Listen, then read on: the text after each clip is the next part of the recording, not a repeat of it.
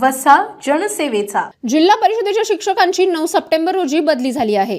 मात्र अद्यापपर्यंत त्या शिक्षकांना गट शिक्षणाधिकाऱ्यांनी कार्यमुक्त केलं नसल्याने विद्यार्थ्यांना त्यांचे नाहक नुकसान होत आहे। त्यामुळे शिवसेना पदाधिकाऱ्यांनी या संदर्भात वेळोवेळी निवेदन दिले आहेत, मात्र त्याची दखल न घेतल्यामुळे आज बुलढाणा जिल्हा परिषदेच्या मुख्य कार्यकारी अधिकारी गुलाबराव खरात यांच्या दालनात ठिय्या आंदोलन सुरू केले आहे। जोपर्यंत आम्हाला शिक्षक मिळत नाही तोपर्यंत आंदोलन सुरूच ठेवणार असल्याची प्रतिक्रिया आंदोलनकर्त्यांनी दिली आहे। तर शिक्षकांना लवकरच उचित कार्यवाही केली जाईल अशी प्रतिक्रिया जिल्हा परिषदेचे शिक्षणाधिकारी विकास पाटील यांनी दिली आहे। सर, हे सन्माननीय लोकप्रतिनिधी नांदुरा तालुक्यातून इथं आलेले होते।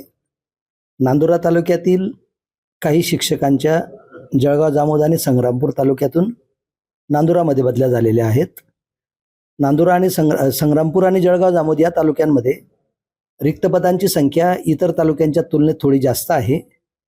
त्यामुळे विद्यार्थ्यांचं नुकसान होऊ नये म्हणून तिथल्या स्थानिक लोकप्रतिनिधींनी तेथील या बदली झालेल्या शिक्षकांना अद्याप कार्यमुक्त केलेलं नव्हतं।